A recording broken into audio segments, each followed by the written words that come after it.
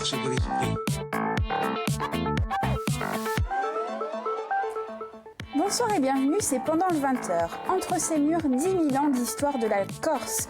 Le musée de l'Altaroc à Lévis retrace la vie des premiers insulaires. La conservatrice Janine Delanfranc revient sur cette période originelle.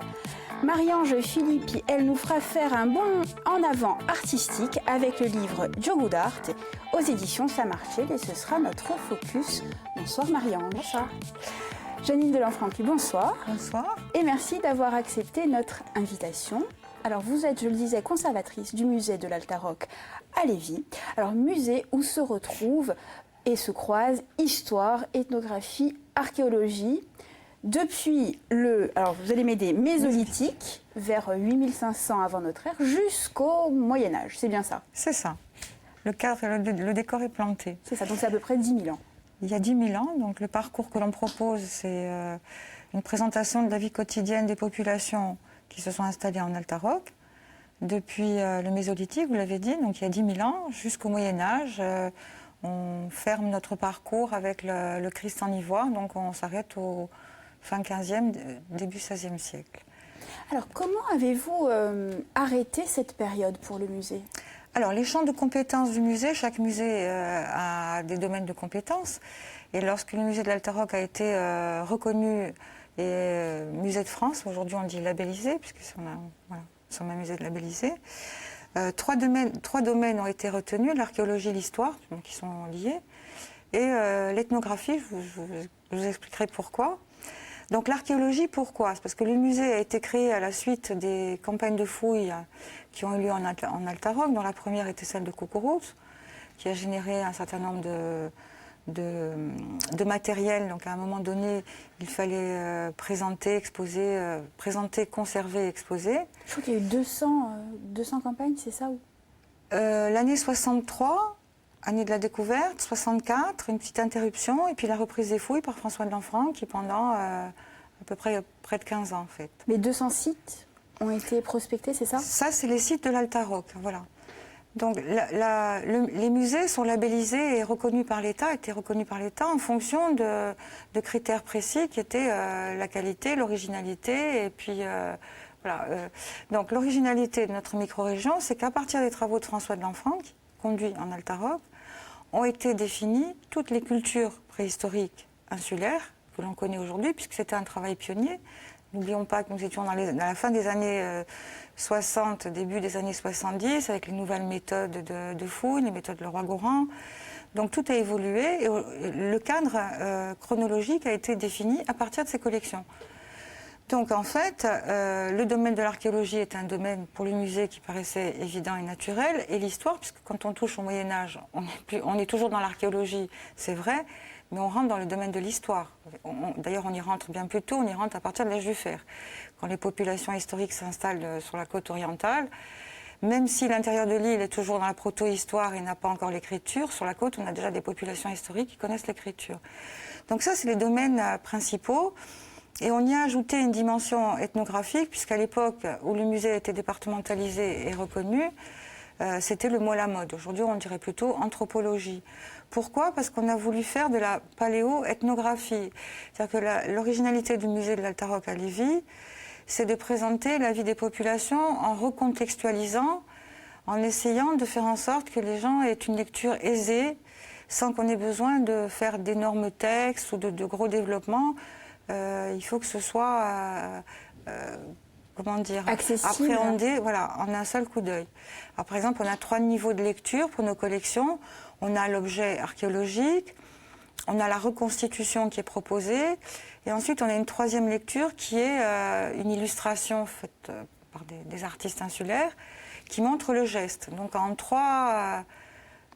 de 3 manières, vous avez 3 façons d'appréhender sans qu'on ait besoin de faire une tartine. Que ce soit beaucoup plus instinctif, voilà, en tout cas. Instinctif, accessible à tous les publics, parce que c'est aussi le but des musées, que ce soit des publics moins avertis ou avertis. Parce que même pour les publics avertis, le fait de voir une reconstitution, voilà, ça aide aussi à la compréhension. Alors, autre question, mais alors là, je crois que François Delanfranc, l'archéologue François Delanfranc, n'est pas étranger au fait que ce soit en Alta-Rocque que le musée se soit implanté.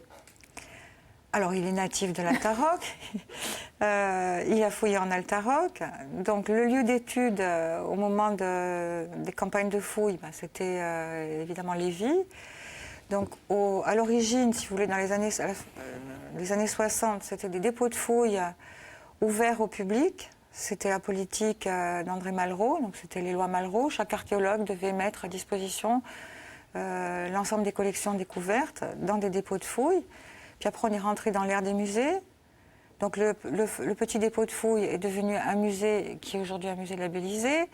Départemental au départ, aujourd'hui, relevant de la collectivité de Corse. Alors on va entrer dans vous parlez du quotidien de ces premiers groupes humains en Corse. Alors on l'a dit, on est en 8500 avant notre ère.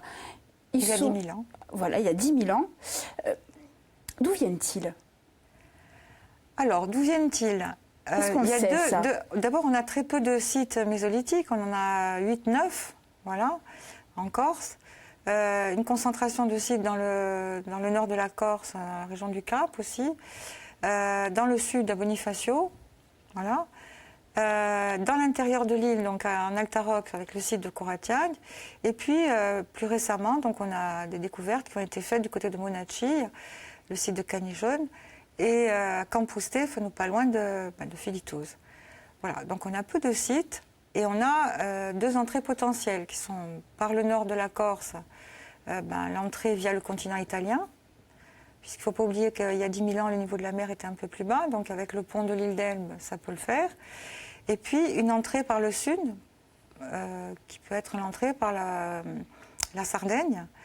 Au nord de la Sardaigne, d'ailleurs, nous avons des sites mésolithiques dont le matériel, la culture matérielle est absolument identique à celle de la Corse.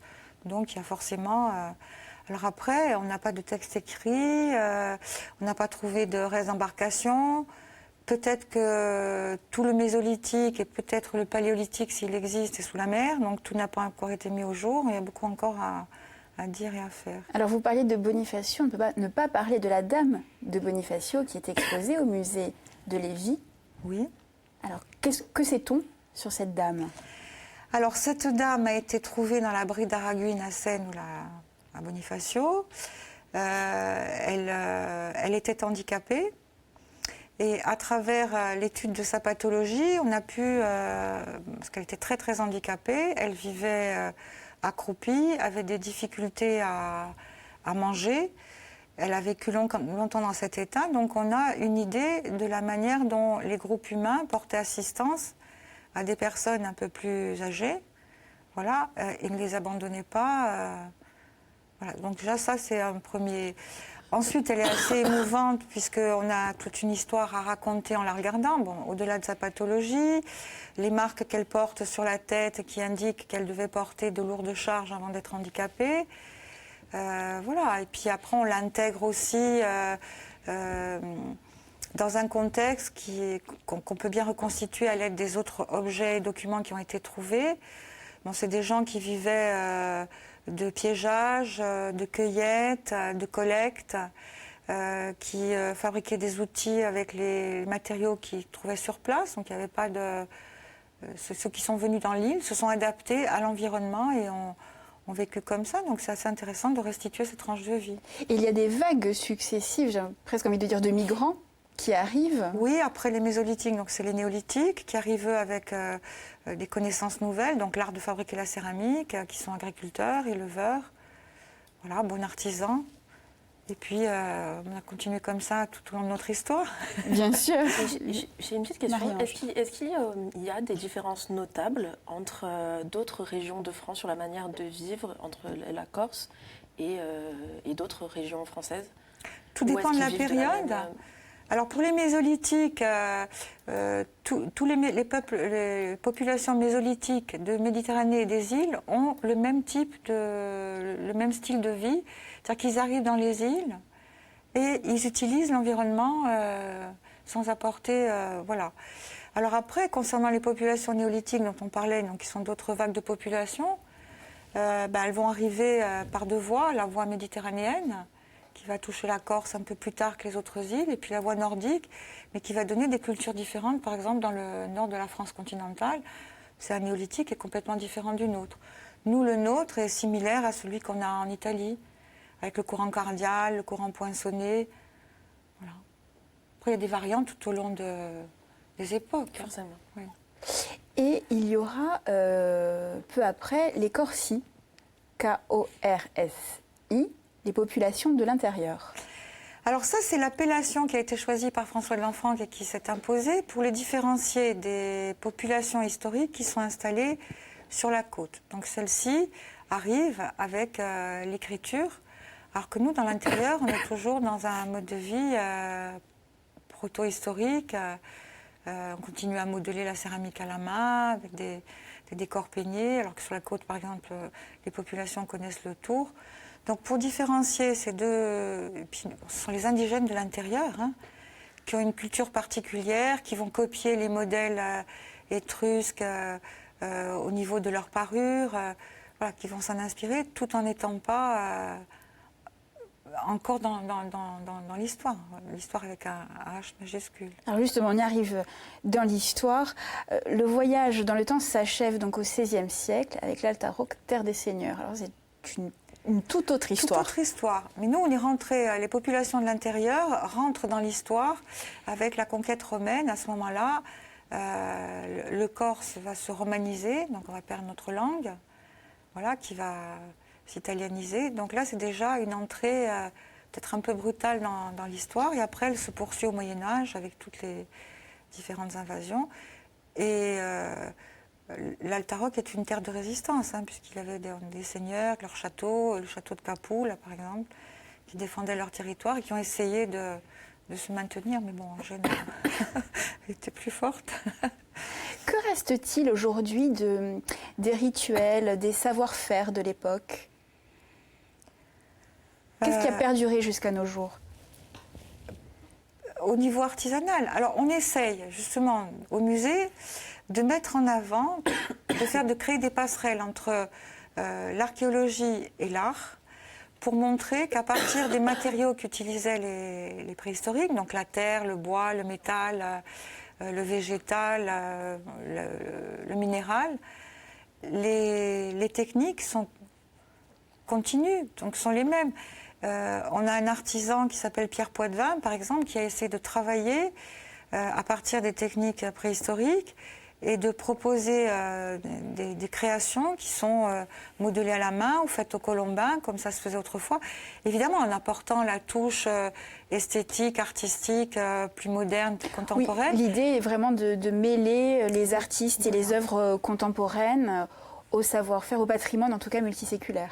Voilà, c'est ce qu'on essaye de faire quand on présente des artistes, parce que c'est aussi la vocation, c'est de mettre en avant la création contemporaine à partir des matériaux anciens et montrer comment on peut partir de techniques très basiques pour créer pour faire des créations qui sont éminemment contemporaines et très esthétiques. Alors, si je vous dis art contemporain, je vous dis également Marie-Ange Philippe. Merci. Qui a choisi, n'est-ce pas, qui a choisi de nous présenter Diogout d'Art. Oui, chronique, sujet court mais efficace, un indispensable à avoir dans sa bibliothèque pour tous les amateurs d'art contemporain et les autres. Diogout d'Art de Margot et Jean-Baptiste Philippe. Alors c'est un livre tiré d'une émission de France 3 Corse Via Style, ça c'est pour le côté corporate. Très bien. Dont le but a vraiment la promotion et l'exploration de la création plastique contemporaine insulaire. Alors, 40 artistes réunis, peintres, sculpteurs, plasticiens, vidéastes, parmi eux les plus emblématiques comme Jacqueline Desanges, Jean-Louis Albertine, Ange Leitch, d'autres moins connus comme Jean Monestier et ses silhouettes aux traits incisifs que je vous invite à découvrir, ou une jeune génération à suivre, comme David Raffine et ses créations très contrastées. Alors vraiment l'intérêt de cet ouvrage, outre le panorama de la création contemporaine qu'il offre, c'est vraiment cette visée pédagogique. On retrouve tout le temps au fil des pages une biographie, des mots repères, un glossaire très utile à la fin si vous voulez savoir ce qu'est un all-over. Vous allez le trouver à la fin du livre. Et le tout en plus en bilingue, donc c'est parfait. Un ouvrage de vulgarisation, vraiment d'explication, et qui remet aussi dans le contexte à la fois historique et à la fois bien sûr de processus artistique, parce qu'il est toujours bon de rappeler que derrière la création contemporaine, quand on a tendance à dire oh, ça c'est facile à faire, je peux le faire, il y a une véritable intention qui donne toute la force à l'ouvrage, et c'est vraiment très bien expliqué, et on parcourt très facilement l'ouvrage, et en plus c'est ludique et très plaisant. C'est bien dit.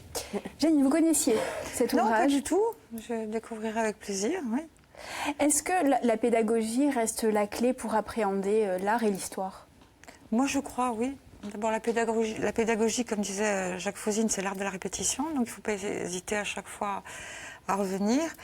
Et le musée, c'est un lieu de conservation d'un patrimoine qu'on conserve et qu'on montre à toutes les générations, voilà, qui est là, qui témoigne de notre histoire. Mais c'est aussi un lieu de diffusion, voilà. Et pour moi, de la création contemporaine, montrer qu'aujourd'hui, donc il y a en Corse un dynamisme au niveau de la création, et que les musées sont également là pour promouvoir. On n'est pas simplement des cimetières d'art. On ne présente pas forcément que des œuvres d'artistes qui ont disparu, même s'il faut le faire aussi. On est là aussi pour montrer voilà, ce qui se passe aujourd'hui. Le musée reste un lieu ouvert. Un lieu ouvert et vivant. Enfin, c'est ce qu'on essaye de faire. Alors, vous multipliez même les actions à destination des scolaires. Oui, alors justement, vous parlez de pédagogie. Donc, si on veut sensibiliser les adultes que nous sommes au patrimoine, donc il faut travailler avec les enfants. Et donc le musée propose énormément d'ateliers d'expérimentation, c'est-à-dire qu'à partir de la thématique de visite qu'aura choisi l'enseignant, donc on propose un atelier qui permet d'apprendre en touchant, et d'apprendre aussi en s'amusant, parce qu'il ne faut pas que le musée c'est pas l'école, on n'est pas là pour apprendre à lire ou à écrire, on est là pour apprendre au public à voir, voilà. Exercer son regard, et ça passe aussi par la manipulation. Donc c'est ce qu'on fait à travers les ateliers. Qu'aimeriez-vous que l'on retienne du musée de l'Alta Rocca?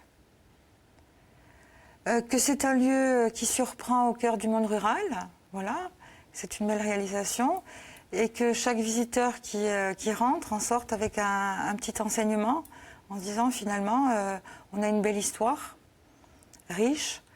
La Corse, c'est pas un désert en matière artistique, donc il y avait des créateurs à l'origine, et puis qu'on en sorte ému aussi, avec une envie d'en savoir davantage.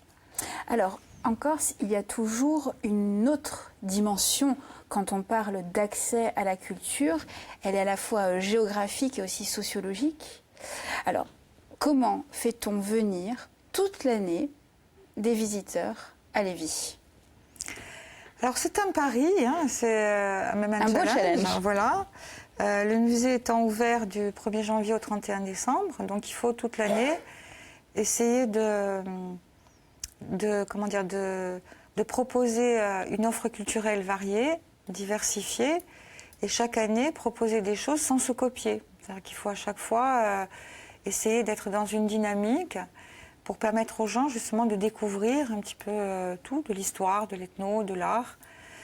Donc nous profitons des grands événements nationaux que sont la Nuit des musées, Journée du patrimoine, ou encore les Journées de l'archéologie ou la Fête de la science, pour amener des choses insolites, nouvelles. Donc ça permet d'être un peu créatif et de profiter de ces grands temps dans l'année pour lancer les expositions qui vont attirer des gens qui ne sont pas forcément férus d'archéologie, mais qui, à travers un autre biais, vont oser pousser la porte du musée et se dire, tiens, finalement, l'archéo, c'est pas mal. Et se dire pourquoi pas. Pourquoi pas, oui. Alors on a parlé du musée de Lévis de l'Alta-Roque, mais il y a aussi une partie hors les murs avec le site de Coucouroute. Alors Coucouroute, on ne dirait pas que c'est hors les murs, c'est un site qui est géré par la collectivité de Corse, voilà, qui est complémentaire au musée, c'est-à-dire qu'on doit, si on veut faire une visite instructive, combiner les deux, faire si possible le site avant, le musée après, on peut faire l'inverse, et on a à la fois le contenant et le contenu. Voilà. On voit le lieu où vivaient les gens, et puis après on arrive au musée, on se pose et on comprend un peu mieux. Puis on peut faire l'inverse. C'est une reconstitution ou... Non, c'est le site authentique. Donc il y a un parcours qui mène de Coucouroute à Capoul, et donc qui permet de voyager depuis, si on veut, le village autour de Coucouroute de la fin du Néolithique, jusqu'au Moyen-Âge avec Capoul. Et Coucouroute, la partie qui est proposée aux visiteurs concerne l'âge du bronze et l'âge du fer. Voilà. Comment on assure la conservation, plutôt non pas la restauration, mais la conservation de ces œuvres? Dans le musée. Moi, je suis conservateur du musée. Dans le musée, oui, tout à fait. Voilà. Ben, il y a, si vous voulez, une surveillance constante des pièces, une hygrométrie à respecter, une manière d'exposer les pièces dans les vitrines, qui fait que voilà, on respecte certaines règles de conservation, puis on surveille, puis on traite dès qu'une pièce est en péril, on intervient pour essayer de faire en sorte de la préserver. Est-ce que tout se fait sur place? Alors avec le laboratoire de Calvi, vous savez qu'il y a un laboratoire de restauration qui va ouvrir à Calvi, donc on n'aura plus besoin d'aller très loin. Jusqu'à présent, on était obligé d'aller sur le continent. D'accord. Vous parliez donc de la nuit des musées. Alors quel sera le programme pour le musée d'Alta-Roque de cette nuit particulière? Alors la nuit des musées, c'est le 19 mai. À Lévis, elle commence à 20h.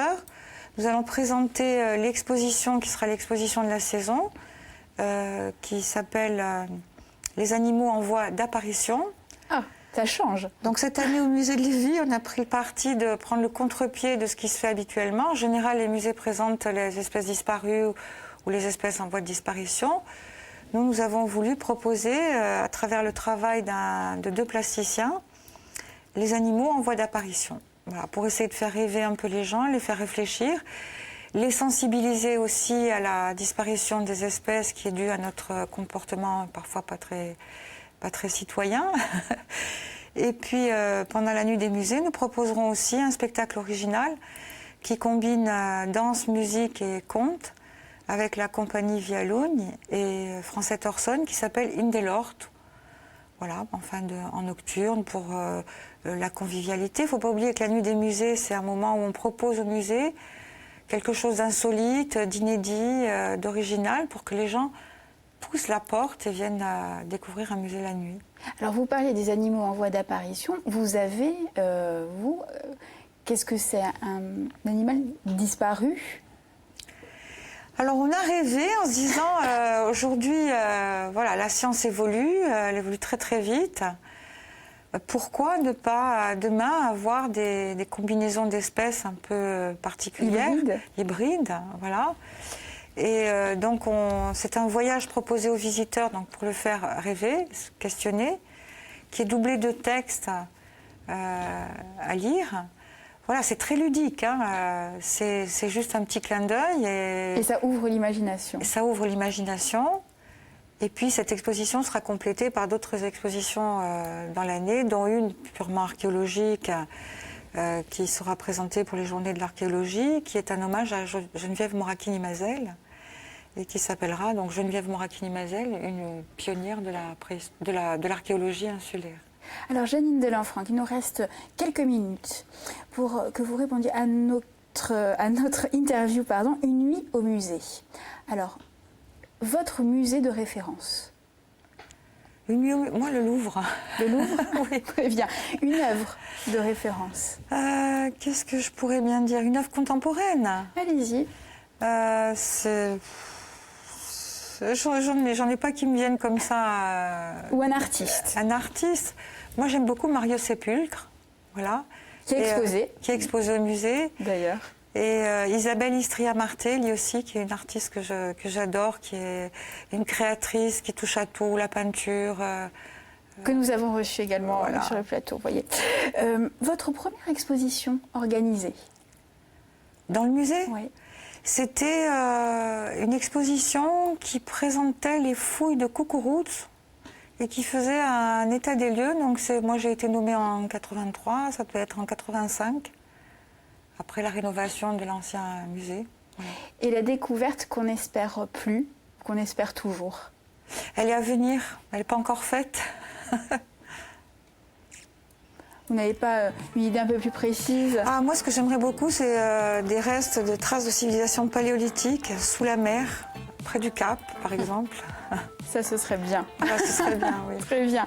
Janine Delanfranc, merci de nous avoir à vous. accompagnés durant cette émission. Revenez nous voir quand vous voulez. En attendant, on invite nos téléspectateurs à se rendre donc au musée de l'Altaroc ce samedi 19 mai. Marie-Ange Figue, un grand merci. On se dit à très bientôt. Alors, pendant le 20h, c'est fini pour aujourd'hui, mais ça continue en replay sur Internet. Merci de nous avoir suivis. On se dit à très bientôt, dès demain d'ailleurs, sur France 3 Corse via Stella. Merci beaucoup.